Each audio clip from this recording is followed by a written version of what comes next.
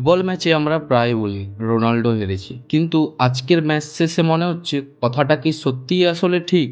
আমরা রোনাল্ডোর নামের ওপর এতটাই বেশি ফোকাস করি যেন পুরো পর্তুগাল দলটা কেবল একজন মানুষের কাঁধে ভর করে চল। একটা পেনাল্টি মিস, একটা ভুল পাস, আর আমরা সাথে সাথে আঙুল তুলি CR7-এর দিকে। কিন্তু আমরা কি একবারও ভেবে দেখি রোনাল্ডো তো আর একাই গোল করবে না, আবার একাইও তো গোল বাঁচাবে না। ফুটবল কোনো একক যুদ্ধ নয়, এটি 11 জনের একটি সিম্ফনি। একজন মানুষ ইতিহাস সেরা হতে পারে, সে মহাকাব্য লিখতে পারে, কিন্তু দিন শেষে সেটি একটি টিমের খেলা।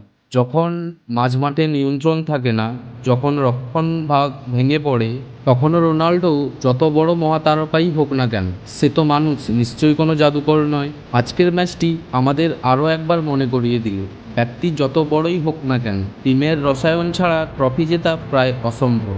আজ রোনাল্ডো হারেনি, হেরেছে পর্তুগাল, কারণ একার জাদুতে ম্যাচ জেতার দিন বোধহয় উড়িয়ে আসছে। টিম ওয়ার্কের অভাবে রোনাল্ডোর একার লড়াইগুলো আজ কেবল পরিসংখ্যানের পাতায় বন্দী হয়ে রইল।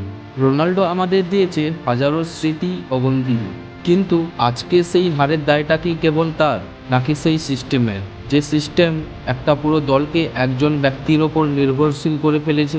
ফুটবল আসলে এটাই শেখায়, ব্যক্তিকে ভালোবাসুন, কিন্তু খেলাটাকে উপভোগ করুন টিমের দৃষ্টিভঙ্গি থেকে।